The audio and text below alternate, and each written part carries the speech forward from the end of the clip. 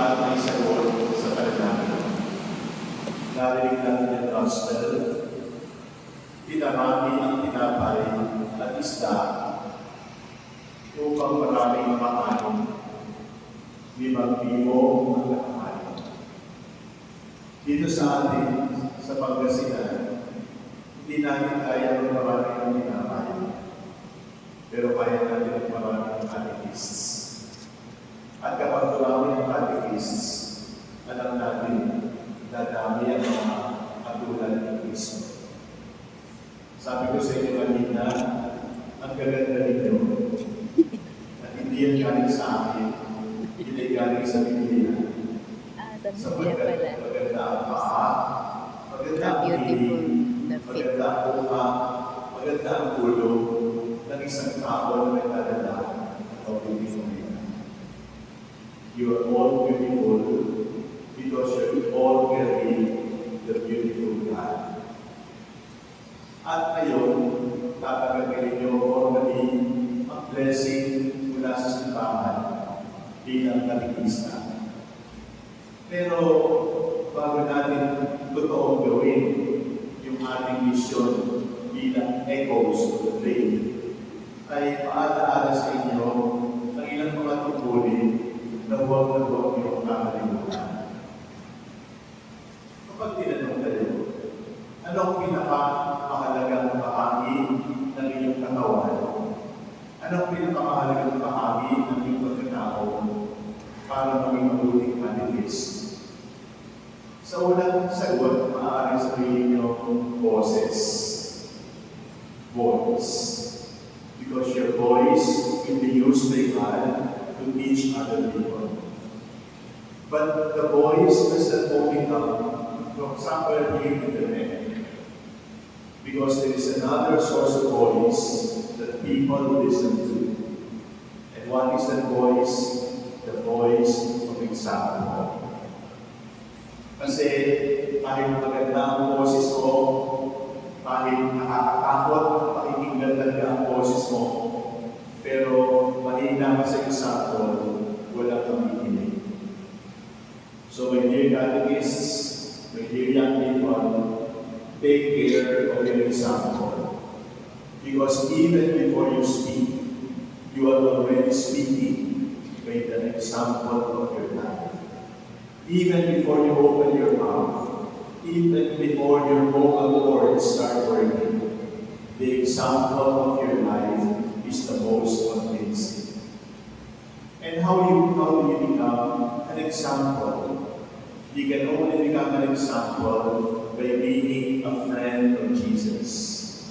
By being a friend of Jesus, not only in prayer, not only in love, but especially by obedience. So, my first challenge for all of you is be good examples. Be good example because their lives are credibility. At huwag ninyong sabihin, nagsasalita ako ng turo ni Jesus, kaya makinig kayo sa akin. Hindi.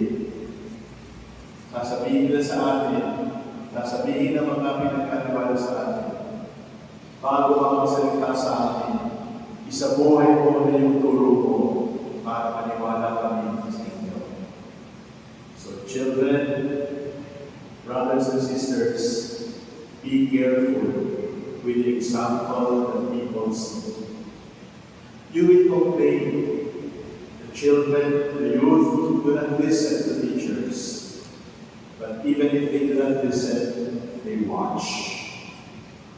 And what they see is the more convincing lesson of their lives.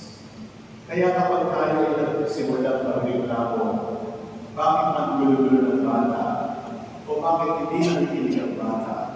O bakit parang hindi nagmamahal sa Diyos ang mga bata? Yun ay salamin lamang kung paano tayo nagtulog.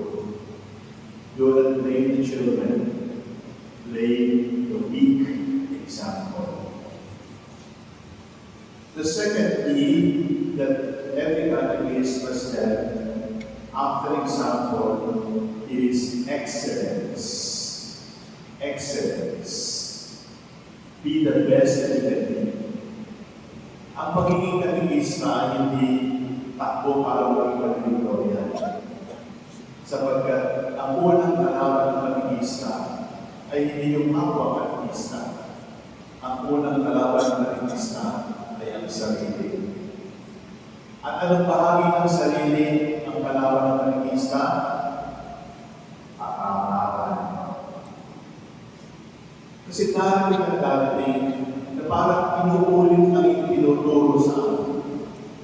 Darating ang darating sasabihin natin, alam ko na yan. Darating ang darating sasabihin natin, ano pa ba mailatagdag sa alam ko? Kapag dumating na yung pagkataon doon, pababa ka na. You are turning from excellence to mediocrity, from being well done to being half-baked, from being hard-boiled to being soft-boiled. And you know, ang unang biktima, kapag tayo ay walang gana, kapag tayo ay walang apoy, ay hindi sila, kundi tayo. Kung 900 ang katikisan natin dito, isipin ninyo, kung magsindilan tayo ng posporo sabay-sabay, 900, ibig sabihin, aamoy na yung katedral. Ibig sabihin, iinit na yung katedral. Ibig sabihin, magliliwanag na yung katedral. Ang ibig sabihin ay, kung nanlalamig ang Pangasinan, kung nanlalamig ang Pilipinas, set the Philippines, set Pangasinan on fire. But you cannot light fire if you have no fire. You cannot set your church on fire if you are lukewarm and cold. You cannot set others on fire loving the Lord if you have no love for the Lord yourself. Yan ang ibig sabihin ng excellence. Hindi yung para mag-competition tayo, para meron kayong Archbishop's Medal pag-graduate ninyo. Kundi ang lalabanan natin, sarili nating nakamaran, sarili nating panlalamig, sarili nating room temperature, sarili nating paligam-gam, because we want a church